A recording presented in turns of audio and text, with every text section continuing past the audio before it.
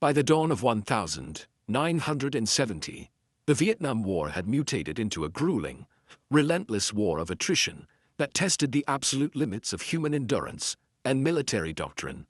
The grand, sweeping offensives of earlier years had largely fractured into localized, brutal insurgencies, where the traditional metrics of victory territory gained, and lines drawn on a map held absolutely no meaning. In the southern province of Phuoc Tuy, a region characterized by its suffocating heat, dense monsoonal jungles, and rugged coastal topography, the conflict was intimately personal and agonizingly slow. The broader geopolitical machinations of Washington and Hanoi felt distant compared to the immediate, visceral reality of a jungle canopy that blotted out the sun and a landscape that seemed actively hostile to foreign intervention. Here, the war was not won through grand cavalry charges, but through the terrifying, methodical grind of guerrilla warfare, where the environment itself was weaponized, and the lines between civilian spaces and combat zones were irrevocably blurred. Since taking primary responsibility for Phuoc Tuy province in 1966, the Australian military had operated under a distinct tactical doctrine compared to their American allies, focusing heavily on counterinsurgency, extensive aggressive patrolling, and the meticulous pacification of local villages. The 1st Australian Task Force, 1 ATF, was headquartered at Nui Dat, a sprawling base carved out of the rubber plantations, from which they projected power across the province.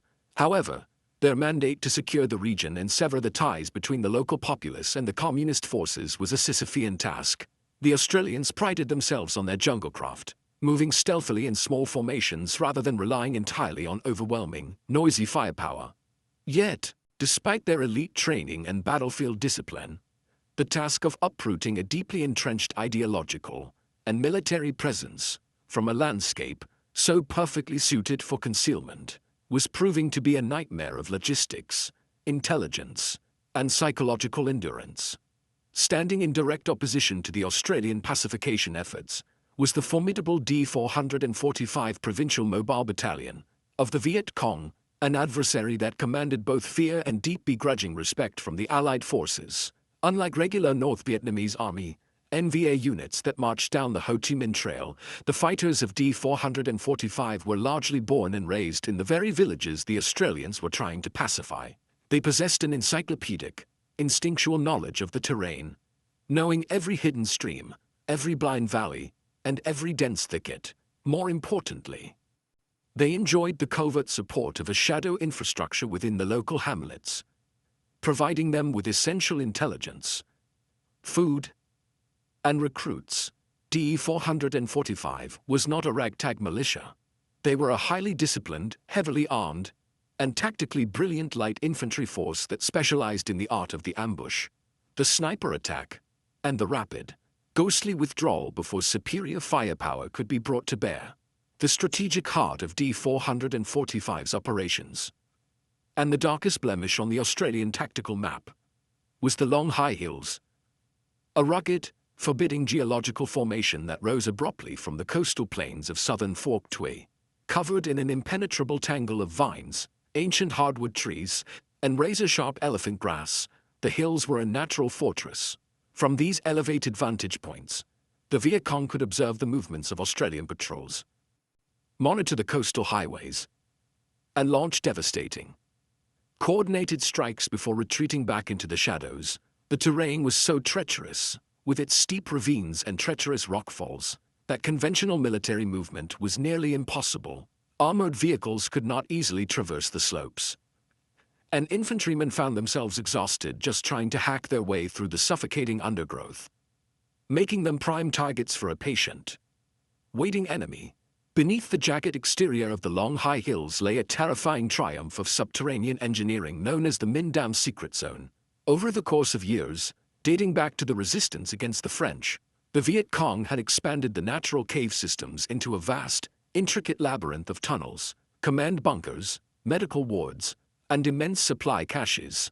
This was a fully functioning underground city, meticulously designed to withstand heavy artillery barrages and napalm strikes. The entrances were expertly camouflaged, virtually invisible even to a soldier standing just feet away. Inside, the air was stale and claustrophobic, but it provided D-445 with an impregnable sanctuary, where they could sleep, plan, heal their wounded, and stockpile their lethal munitions, including Chinese-manufactured AK-47S, RPGs, and countless explosives that would soon turn the surrounding jungle into an indiscriminate killing field for any approaching Australian force. By late 1969, the intelligence filtering into the Australian headquarters at Nui Dat painted a grim and urgent picture regarding the long high hills, following a period of relative quiet, during which Allied commanders had hoped the enemy presence was permanently fractured. Aerial reconnaissance, captured documents, and reports from local informants confirmed that the D-445 Battalion had not only returned to the Min Dam secret zone, but was actively fortifying it. They were stockpiling a terrifying array of munitions and repairing the subterranean infrastructure that had been damaged in previous, smaller-scale Allied sweeps. The Viet Cong were preparing to use the hills as a staging ground for a renewed offensive campaign designed to shatter the fragile security of the surrounding pacified villages, disrupt critical supply routes, and inflict maximum psychological and physical damage on the Australian task force. The remilitarization of the long high hills represented an intolerable strategic threat that the Australian High Command could no longer attempt to manage through containment alone. It required decisive, overwhelming eradication. The hills overlooked crucial coastal roads and provided a sanctuary from which D-445 could easily strike the nearby Australian firebases and the vital logistical hub at Vung Tau. Furthermore, the continued existence of this invincible fortress completely undermined the political objective of the war, proving to the local Vietnamese populace that the Allied forces could not truly protect them or control the province.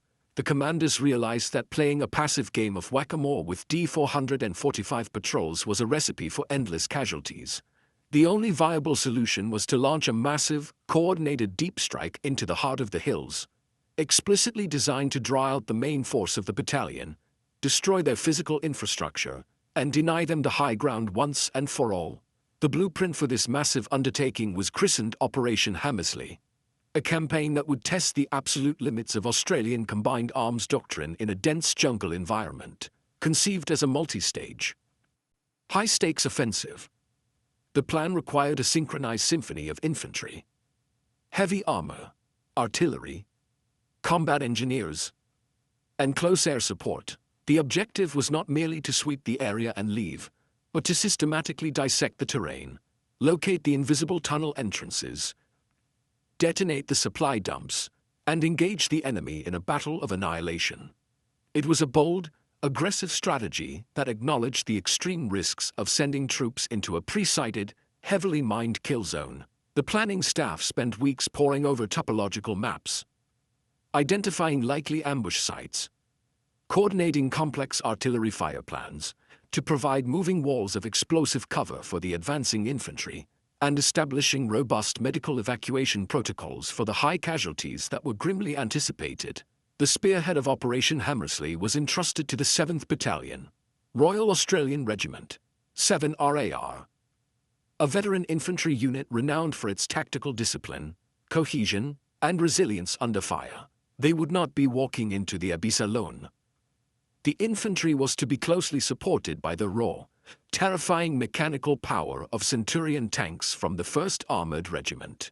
These 50-ton steel behemoths were heavily modified for jungle warfare and possessed the firepower to punch through reinforced concrete bunkers. Alongside them were the M113 armored personnel carriers from the 3rd Cavalry Regiment, providing protected mobility and heavy machine gun support. Behind the lines, the 1st Field Regiment stood ready to unleash devastating artillery barrages at a moment's notice. Crucially, the 1st Field Squadron of Combat Engineers was attached to the front lines, tasked with the most nerve-wracking job of all, walking ahead of the entire formation to detect and disarm the thousands of hidden mines that carpeted the approach to the hills. In the days immediately preceding the launch of the operation, on the 10th of February 1970, a palpable, heavy tension settled over the staging areas. Soldiers meticulously cleaned their L1A1 self-loading rifles and M16s, packed extra bandoliers of ammunition, and double-checked the integrity of their flak jackets, Briefings were conducted with a somber, focused intensity, as platoon commanders outlined the grim realities of the terrain they were about to enter. Every man knew the reputation of the long high hills. They knew that the enemy was watching, waiting, and had spent months preparing the ground to kill them. There was no room for error, no allowance for a lapse in concentration. As the troops loaded into the armored carriers and helicopters, looking out at the dark, jagged silhouette of the hills looming on the horizon, the abstract strategic planning dissolved into the visceral, deeply personal reality of impending combat. The time for observation had ended. The time to march into the crucible had arrived. When the men of 7 RAR crossed the line of departure and pushed into the dense, brooding jungle on the western fringes of the long high hills on February 10, the environment immediately assaulted their senses and drained their stamina. The transition from the relatively open staging areas to the claustrophobic confines of the deep canopy was like stepping into a green, suffocating oven. The temperature soared. The humidity clung to their skin like a wet blanket, and the sheer density of the vegetation restricted visibility to mere meters.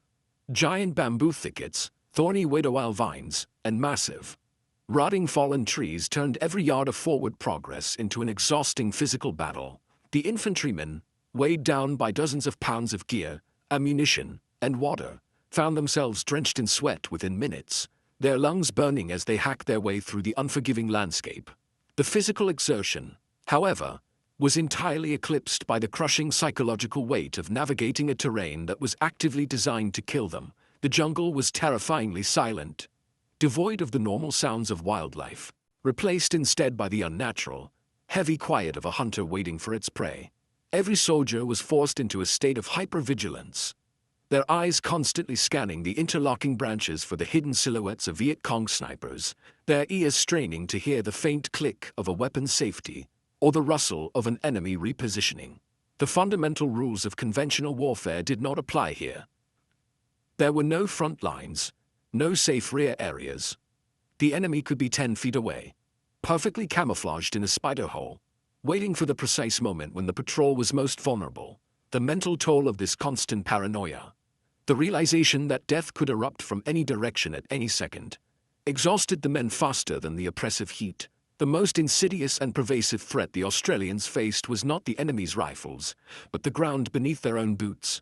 The long high hills were saturated with an astonishing array of explosive devices, transforming the jungle floor into a lethal, invisible minefield. The tragic, bitter irony for the Australians was that the most devastating of these weapons were their own. Years earlier, in a flawed strategic move, Allied forces had laid a massive barrier minefield using thousands of M16 jumping mines. D-445 had systematically lifted these mines, rearming and burying them across the approaches to their Mindam stronghold.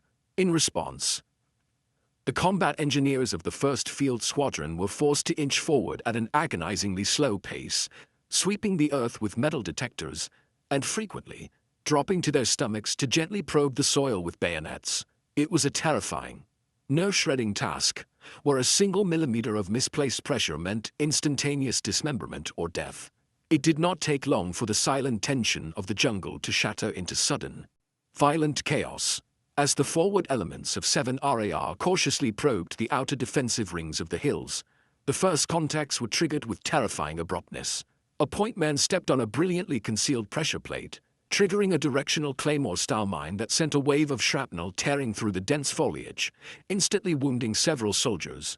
Simultaneously, the crackle of AK-47 fire erupted from perfectly concealed, elevated bunker slits. The Australian response was immediate and violently disciplined. Training took over as the infantrymen hit the dirt, establishing a base of suppressive fire, while the radio operators desperately called in artillery coordinates.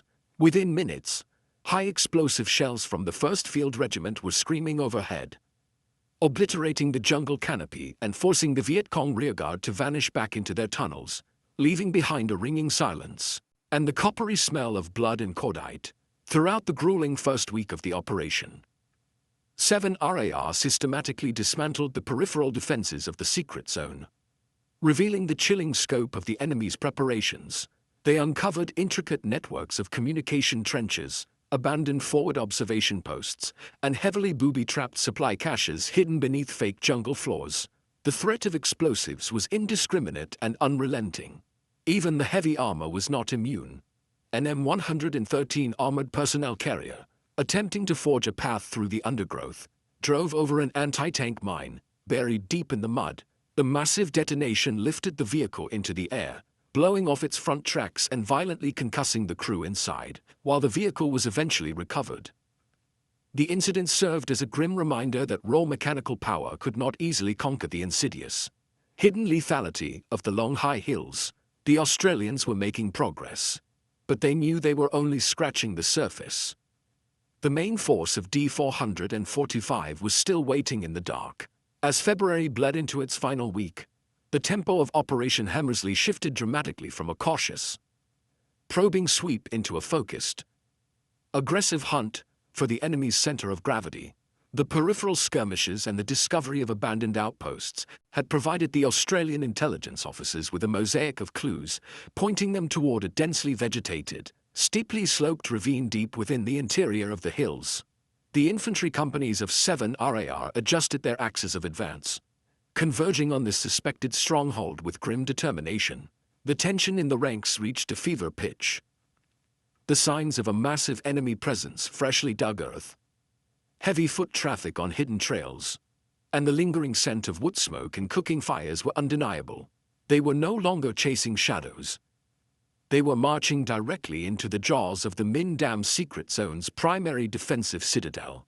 The decisive turning point erupted on February 22nd, when a company from 7 RAR, navigating a particularly treacherous section of the ravine, walked into a masterfully orchestrated, pre-sighted kill zone. Without warning, the jungle erupted in a deafening crescendo of concentrated machine gun fire, rocket-propelled grenades, and small arms.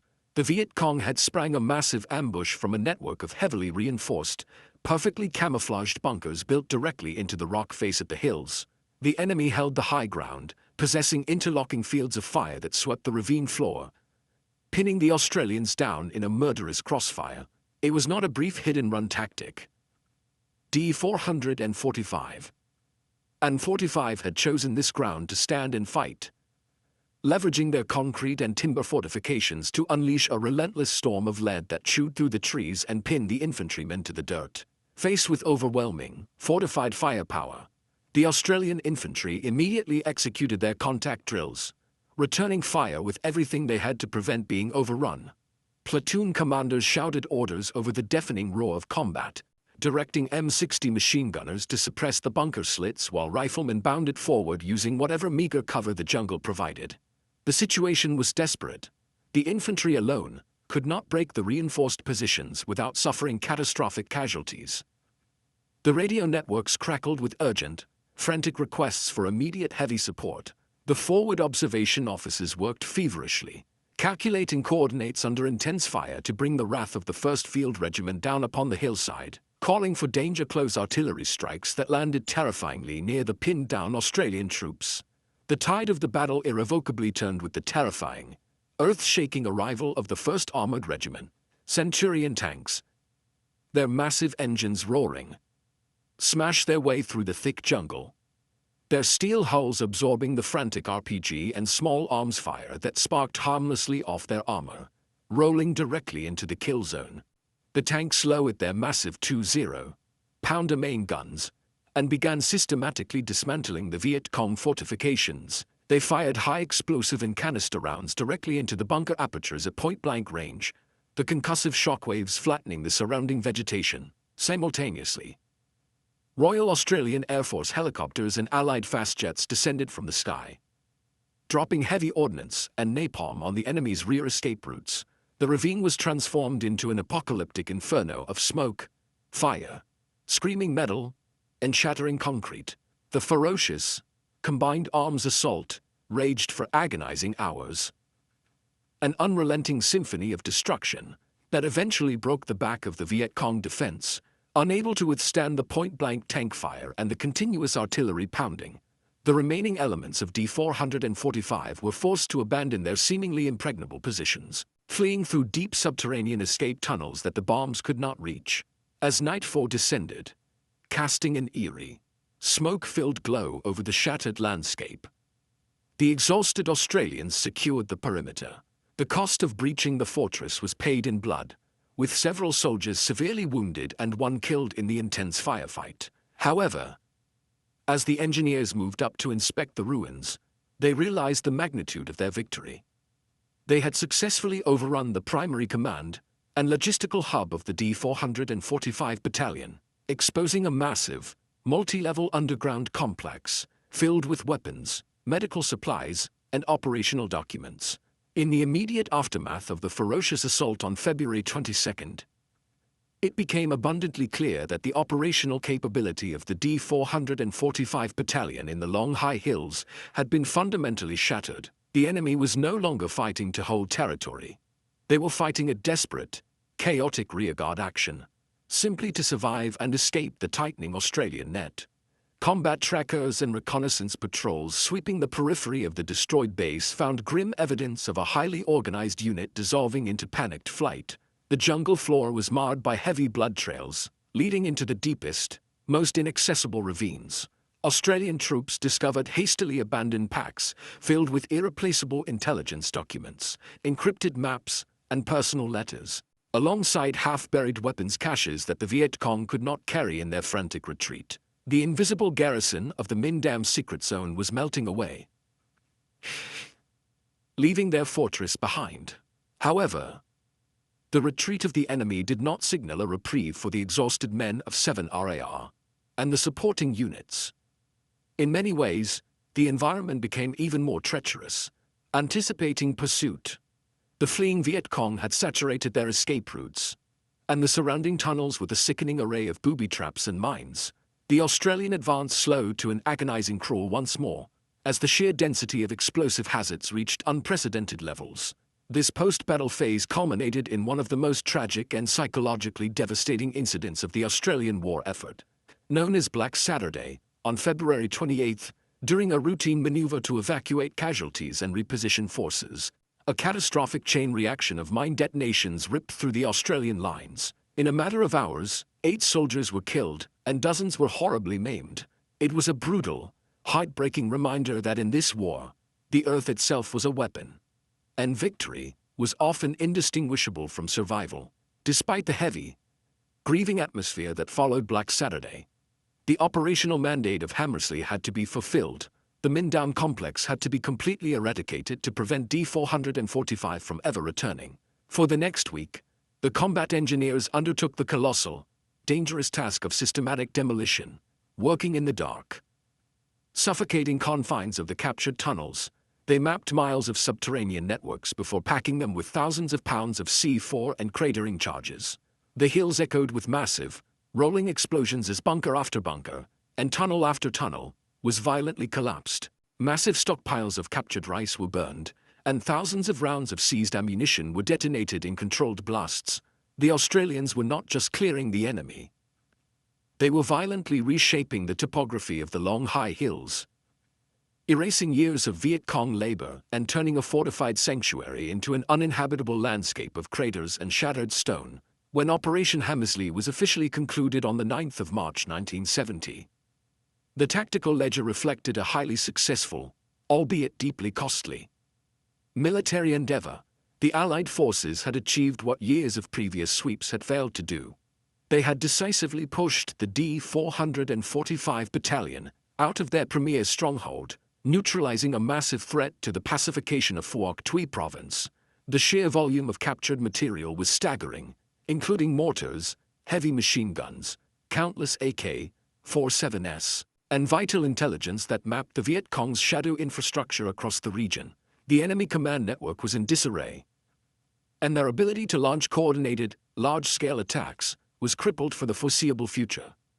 Yet, the victory was heavily shadowed by the grim human toll. 9 Australian soldiers had given their lives, and roughly 60 others carried the physical and psychological scars of terrible wounds, the vast majority inflicted not by bullets, but by the insidious, hidden terror of landmines. The legacy of Operation Hammersley endured long after the smoke cleared from the Long High Hills. fundamentally shaping the Australian military's understanding of jungle warfare and counterinsurgency. It stood as a masterclass in the necessity of combined arms, proving that infantry, armor, artillery, and engineers had to operate in seamless, mutually supportive synchronization to defeat a deeply entrenched, highly motivated guerrilla force. The traumatic experiences with the barrier minefield and the sophisticated Viet Cong traps led to immediate and profound changes in how the army approached mine detection, tunnel clearance, and medical evacuation. For the men who fought there, the untold battle for the long, high hills remained a defining chapter of their lives, a testament to their extraordinary discipline, courage, and endurance in a battle fought not just against a human enemy, but against a jungle that never forgave a single mistake.